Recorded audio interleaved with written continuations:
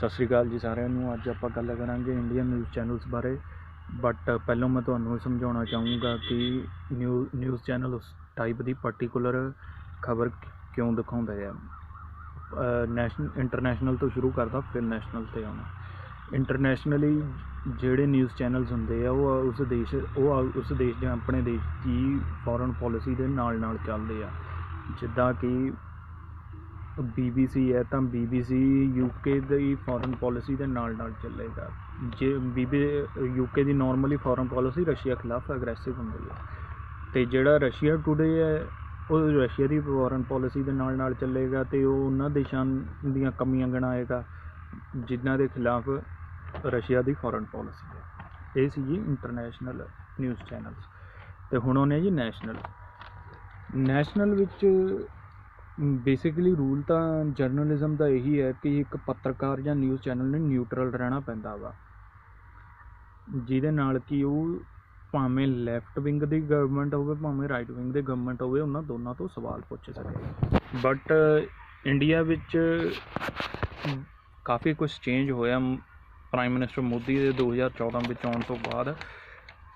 जिन्ने भी majority of Indian news channels shift कर गए राइट विंग कन्नी, न्यूट्रल नहीं राइट विंग कन्नी शिफ्ट करके, तो वो हीलिंग मोदी की जय जयकार विच ही लगे हुए हैं। वो तुहानूं दस्सण दी लोड़ नहीं कि किहड़े चैनल, मैं दसूँगा भी अगे चल के 3 चैनलों बारे, उन्हां दे जो प्राइम टाइम शोज़ ने उन्हां दे बारे, तो तुहानूं समझ आ जाएगा। बाकियां दी मैं सारी दी गल नहीं कर सकता क्योंकि सैकड़े न्यूज़ चैनल्स ने इंडिया के, तो वीडियो बहुत घंटिया के हिसाब नाल हो जाएगी। तो उस लिए चलो जी टॉपिक तो शुरू करते हैं। सारिਆਂ ਨੂੰ ਵੱਲੋਂ गल करूँगा न्यूज़ 18 की। न्यूज़ 18 का प्राइम टाइम शो जो कि होस्ट किया जाता है अमीश देवगन द्वारा। तो इन्हें इस प्राइम टाइम शो के जो डिबेट शो ने 20 अप्रैल तो लैके 19 मई तक उन्हां दी गल करन चलिया मैं। इन्हां ने हिंदू मुस्लिम का कम्यूनल एंगल दिखाने वास्ते किए 10 शो, तो जिन्हां चों कि तबलीगी जमात नूं टारगेट करन विच 2 शो सीगे इन्हां 10 विचों। तो एंटी ओपोजिशन 4 शो किए इन्हां ने। मोदी की जय जयकार विच इन्हां ने 3 शो किए, तो पाकिस्तान विच 3 भाई पाकिस्तान विच नहीं, पाकिस्तान के खिलाफ 3 किए। तो दूजे नंबर पर आउंदा जी अपना रिपब्लिक भारत, इंडिया का most watched right wing channel. And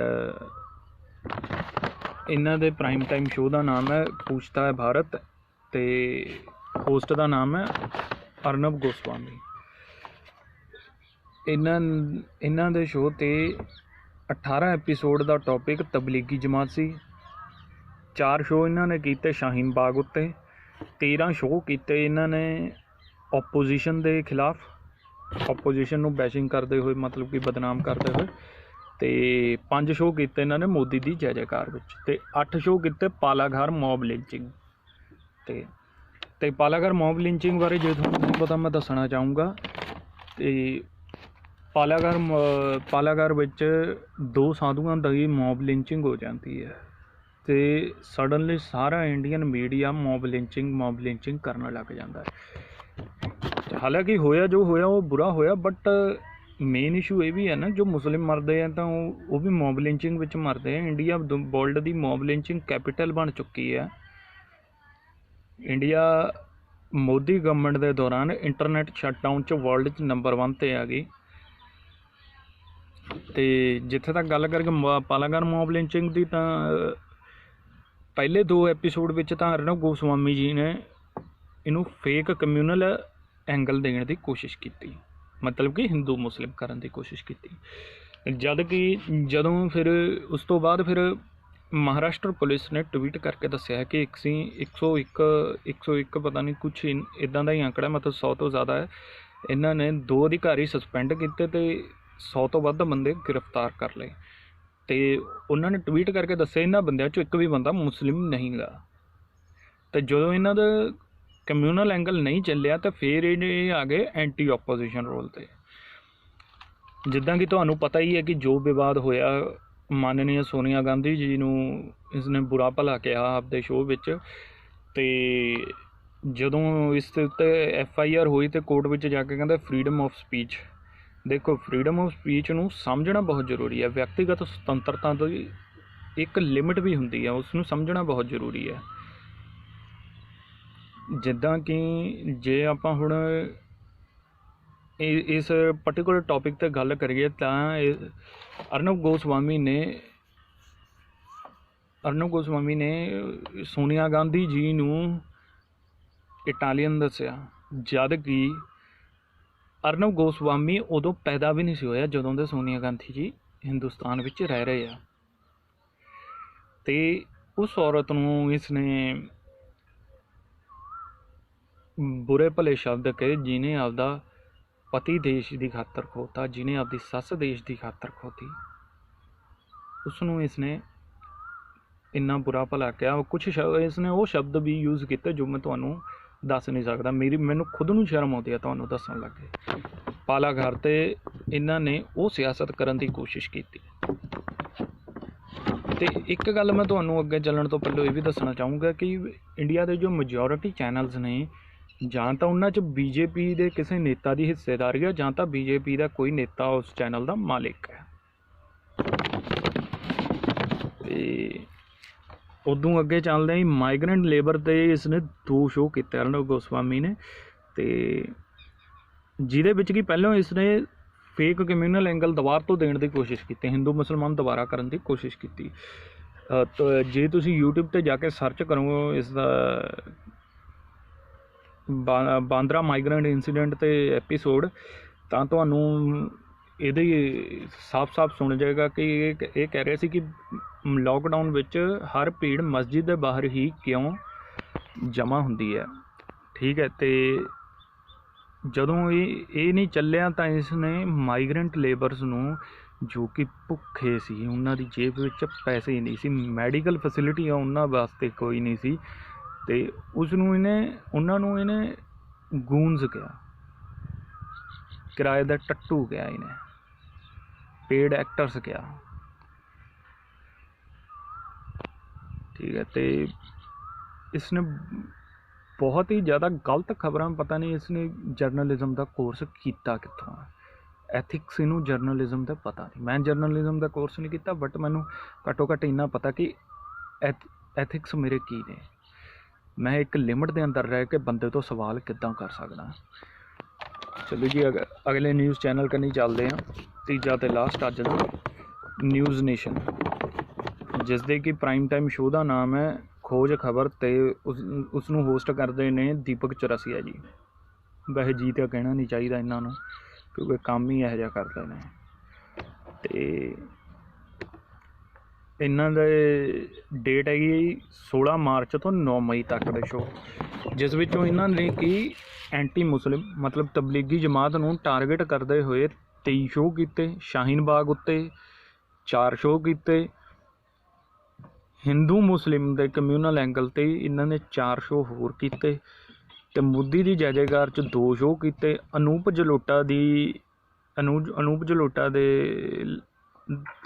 ਤੇ ਇਹਨਾਂ ਨੇ 1 ਸ਼ੋਅ ਕੀਤਾ, ਬਾਬਾ ਰਾਮਦੇਵ 'ਤੇ 1 ਸ਼ੋਅ ਕੀਤਾ, ਰਾਮਾਇਣ 'ਤੇ 1 ਸ਼ੋਅ ਕੀਤਾ, ਜਿਸ ਵਿੱਚ ਕਿ ਰਾਮਾਇਣ ਵਾਲੇ ਸ਼ੋਅ ਵਿੱਚ ਇਸਨੇ ਕਿਹਾ ਕਿ ਰਾਮਾਇਣ ਹਮਾਰੀ, ਮਤਲਬ ਕਿਉਂਕਿ ਰਾਮਾਇਣ ਸਾਡੇ ਲਈ ਵੀ ਫਕਰ ਦੀ ਗੱਲ ਹੈ ਕਿ ਵਿਊਅਰਸ਼ਿਪ ਦਾ ਰਾਮਾਇਣ ਨੇ ਵਰਲਡ ਰਿਕਾਰਡ ਬਣਾ ਤਾ ਦੂਰਦਰਸ਼ਨ 'ਤੇ, ਫਕਰ ਦੀ ਗੱਲ ਹੈ। ਬਟ ਇਸਨੇ ਉਸ ਨੂੰ ਵੀ ਹਿੰਦੂ ਮੁਸਲਿਮ ਐਂਗਲ ਦਿਖਾਉਣ ਦੀ ਕੋਸ਼ਿਸ਼ ਕੀਤੀ।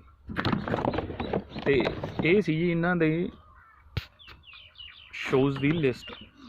ਅਤੇ ਜਿੱਦਾਂ ਕਿ ਤੁਹਾਨੂੰ ਸੁਣ ਕੇ ਪਤਾ ਹੀ ਲੱਗ ਗਿਆ ਹੋਵੇਗਾ, ਇਹਨਾਂ 3 ਮੈਜੋਰਿਟੀ, ਕਿਉਂਕਿ ਇਹ 3 ਸਾਰਿਆਂ ਨਾਲੋਂ ਵੱਧ ਦੇਖੇ ਜਾਣ ਵਾਲੇ ਨਿਊਜ਼ ਚੈਨਲਸ ਨੇ ਇੰਡੀਆ ਦੇ, ਅਤੇ ਇਹਨਾਂ ਨੇ 1 ਸ਼ੋਅ ਵਿੱਚ ਵੀ ਇਕੋਨਮੀ ਦੀ ਗੱਲ ਨਹੀਂ ਕੀਤੀ, 1 ਸ਼ੋਅ ਵਿੱਚ ਵੀ ਇਹਨਾਂ ਨੇ ਮਾਈਗਰੈਂਟ ਲੇਬਰਸ ਵਾਸਤੇ ਫੈਸਿਲਿਟੀਜ਼ ਦੀ ਗੱਲ ਨਹੀਂ ਕੀਤੀ, ਉਹਨਾਂ ਨੂੰ ਘਰ ਵਾਪਸ ਭੇਜਣ ਦੀ ਗੱਲ ਨਹੀਂ ਕੀਤੀ। ਠੀਕ ਹੈ, ਅਤੇ ਉਹ ਹੁਣ ਮੌਜੂਦਾ ਤਾਂ ਗਵਰਨਮੈਂਟ ਕੁਛ ਕਰ ਰਹੀ ਹੈ, ਬਟ ਉਹ ਵੀ ਕੁਛ ਇਨਫ ਨਹੀਂ ਕਰ ਰਹੀ। Quite frankly they are not done enough to satisfy the migrant laborers. So ਅੱਗੇ ਚੱਲਦੇ ਹਾਂ ਜੀ। ਦਾ ਵਾਇਰ ਨੇ ਰਿਪੋਰਟ ਛਾਪੀ ਹੈ ਜਿਸ ਵਿੱਚ ਕਿ ਉਹਨਾਂ ਨੇ ਦੱਸਿਆ ਕਿ ਆਫੀਸ਼ੀਅਲ ਗਵਰਨਮੈਂਟ ਆંકੜੇ ਨੇ ਕਿ 424 ਮਾਈਗਰੈਂਟ ਲੇਬਰ ਲਾਕਡਾਊਨ ਕਰਕੇ ਮਰ ਚੁੱਕੇ ਆ। 424 ਬੰਦੇ ਬੇਕਸੂਰ ਮਰ ਚੁੱਕੇ ਆ, ਜਿਨ੍ਹਾਂ ਨੂੰ ਨਾ ਕਰੋਨਾ ਸੀ ਨਾ ਕੋਈ ਹੋਰ ਬਿਮਾਰੀ ਸੀ। ਤੇ ਮੈਂ ਅੱਗੇ ਤੁਹਾਨੂੰ ਸਮਝਾਉਣ ਦੀ ਕੋਸ਼ਿਸ਼ ਕਰ ਰਹਾ। ਸਟਾਰਵੇਸ਼ਨ ਤੇ ਫਾਈਨੈਂਸ਼ੀਅਲ ਡਿਸਟ੍ਰੈਸ, ਭੁੱਖਮਰੀ ਤੇ ਆਰਥਿਕ ਤੰਗੀ ਕਰਕੇ 58 ਬੰਦੇ ਮਾਰੇ। ਐਗਜ਼ੌਸਸ਼ਨ ਮਤਲਬ ਥਕਾਨ ਕਰਕੇ ਜਾਂ ਫਿਰ ਸਰੀਰ ਨੂੰ ਲੋੜ ਨਾਲੋਂ ਵੱਧ ਤਕਲੀਫ ਦੇ ਕੇ, ਜੋ ਕਿ ਜਿੱਦਾਂ ਕਿ ਤੁਸੀਂ ਨਿਊਜ਼ 'ਚ ਸੁਣ ਹੀ ਰਹੇ ਹੋ ਕਿ ਇੱਕ ਬੰਦੇ ਨੇ 300 ਕਿਲੋਮੀਟਰ ਤੈਅ ਕੀਤਾ ਪੈਦਲ, ਇੱਕ ਬੰਦੇ ਨੇ ਇੰਨੇ 100 ਕਿਲੋਮੀਟਰ ਤੈਅ ਕੀਤਾ। ਉਸ ਦੀ ਥਕਾਨ ਨਾਲ 29 ਬੰਦੇ ਮਰ ਗਏ। ਪੁਲਿਸ ਦੇ ਹੱਥੋਂ ਮਰੇ 12 ਬੰਦੇ। ਤੇ ਮੈਡੀਕਲ ਕੇਅਰ ਦੀ ਫੈਸਿਲਿਟੀ ਮਾਈਗਰੈਂਟ ਲੇਬਰਸ ਕੋਲ ਨਾ ਹੋਣ ਕਰਕੇ, ਖਾਸ ਕਰਕੇ ਐਲਡਰਲੀ ਗਰੁੱਪ ਬਜ਼ੁਰਗਾਂ ਵਾਸਤੇ ਮੈਡੀਕਲ ਫੈਸਿਲਿਟੀ ਨਾ ਹੋਣ ਕਰਕੇ ਮਾਈਗਰੈਂਟ ਲੇਬਰਸ ਦੇ, ਤੇ ਉਹਦੇ ਕਰਕੇ ਮਰੇ ਜੀ 42 ਬੰਦੇ। ਹੁਣ ਅਗਲਾ ਸਾਰੇ ਨਾਲੋਂ ਦੁਖਦਾਈ ਹੈ ਜੀ, ਜੋ ਮੈਂ ਤੁਹਾਨੂੰ ਦੱਸਣ ਚੱਲਿਆ ਆંકੜਾ।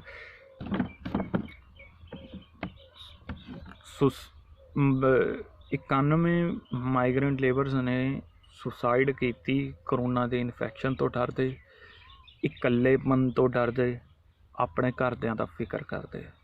91 ਬੰਦੇ। ਇਹ ਮੇਰਾ ਆંકੜਾ ਨਹੀਂ ਗਾ, ਦਾ ਵਾਇਰ ਨੇ ਰਿਪੋਰਟ ਕੀਤੀ ਸੀ 10 ਮਈ ਨੂੰ, ਇਹ ਪੋਸਟ ਕੀਤੀ ਸੀ। ਤੇ ਰੋਡ ਤੇ ਟ੍ਰੇਨ ਐਕਸੀਡੈਂਟ ਕਰਕੇ ਮਾਰੇ ਗਏ ਜੀ 89 ਬੰਦੇ। ਤੇ death by crime associated with lockdown, ਉਹਦੇ ਕਰਕੇ ਮਾਰੇ ਗਏ ਜੀ 14 ਬੰਦੇ। ਬੇਸਿਕਲੀ ਜੋ ਕਿ ਜਿੱਦਾਂ ਕਿ ਮਾਈਗਰੈਂਟ ਲੇਬਰ ਕਾਫਲੇ 'ਤੇ ਤੁਰੇ ਜਾ ਰਹੇ ਆ, ਅਤੇ ਰਾਸਤੇ ਵਿੱਚ ਕੁਛ ਲੁਟੇਰੇ ਮਿਲ ਗਏ, ਉਹਨਾਂ ਨੇ ਕੁਝ ਮੰਗਿਆ ਇਹਨਾਂ ਕੋਲ, ਵਿਚਾਰਿਆਂ ਕੋਲ ਕੁਝ ਹੋਣਾ ਨਹੀਂ, ਕਿਉਂਕਿ ਖਾਣ ਜੋਗੇ ਤਾਂ ਪੈਸੇ ਨਹੀਂ ਸੀ ਇਹਨਾਂ ਕੋਲ, ਅਤੇ ਅਗਲੇ ਮਾਰ ਗਏ। 14 ਮਰਡਰ ਕਹਿ ਸਕਦੇ ਇਹਨਾਂ ਨੂੰ, ਮੌਤ ਨਹੀਂ ਕਹਿ ਸਕਦੇ, ਮਰਡਰ ਕਹਿ ਸਕਦੇ ਹਾਂ। ਅਤੇ 43 ਮੌਤਾਂ ਇਹੋ ਜਿਹੀਆਂ ਨੇ ਜਿਨ੍ਹਾਂ ਦਾ ਇੰਨਾ ਤਾਂ ਪਤਾ ਹੈ ਕਿ ਇਹ ਮਾਈਗਰੈਂਟ ਲੇਬਰ ਸੀ, ਬਟ ਇਹਨਾਂ ਦਾ ਇਹ ਵਜ੍ਹਾ ਨਹੀਂ ਕਲੀਅਰ ਹੋ ਪਾਈ ਕਿ ਇਹਨਾਂ ਦੀ ਮੌਤ ਦਾ ਕਾਰਨ ਕੀ ਸੀ। ਠੀਕ ਹੈ ਜੀ, ਚਲੋ ਜੀ, ਠੀਕ ਹੈ ਜੀ, ਮਿਲਦੇ ਹਾਂ ਆਪਾਂ ਅਗਲੀ ਵਾਰੀ, ਅਗਲੇ ਹਫ਼ਤੇ ਮਿਲਦੇ ਹਾਂ ਜ਼ਰੂਰ। Okay, piece out.